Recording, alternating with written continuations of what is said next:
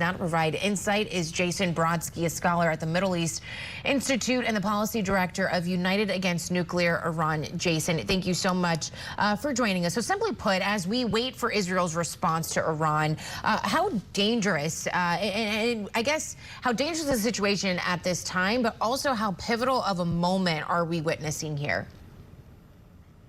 It's great to be with you. I think it's a very important moment for Israel. I do feel that it needs to respond militarily to restore deterrence. Let's understand that just because Israel and its partner countries were successful in intercepting the barrage of missiles and drones that were launched at the Jewish state does not mean that it was a win for Israel. Iran, for the first time since 1979, launched an attack from its own territory at the state of Israel. In order to deter this from ever happening again and to avoid this becoming the new normal, Israel will need to respond militarily, in my view.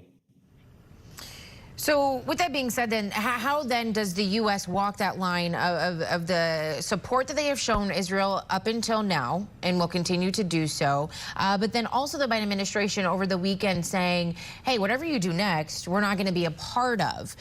So what does that then mean for the U.S. In its hopes of de-escalating the situation in the region? I think if the U.S. wants to meaningfully de-escalate the situation in the region, it should join Israel in launching a military strike on the Islamic Republic. The U.S. needs to escalate to de-escalate. This is the only language that the Islamic Republic understands, and it is because of badly eroded American deterrence, not only in the Biden administration, but across administrations of both parties, Democrat and Republican, for years, that has brought us to this point where the Islamic Republic felt comfortable enough to launch a lethal attack on Israel, endangering the lives of hundreds of thousands of not only Israelis, but American citizens residing in Israel. And there has to be a strong message sent here, and it can't only be done through diplomacy. Okay, understood. So, but then what would be the ripple effect then for U.S. service members? I mean, does that then mean boots on the ground there in Israel? What does that mean for us? No, I think that the Islamic Republic, if the United States were to participate in such an operation, would de-escalate itself. And therefore, I think that that is why the United States should be encouraging and joining Israel in this regard.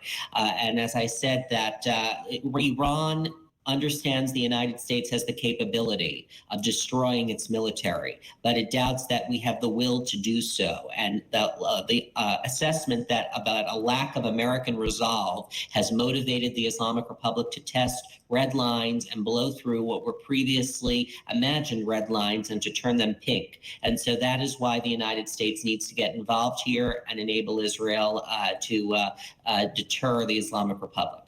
So Iran may not have a lot of allies, but Russia is one that's capable of helping it get nuclear weapons. So how do we keep that from happening if we insert ourselves and help Israel respond, as you were saying? I think Russia has its hands full in Ukraine right now and is not looking to directly get involved in a conflict between Israel and Iran and the United States right now. So I think that Russia's pretty overstretched at the moment and that it's not going to really be a factor in this situation.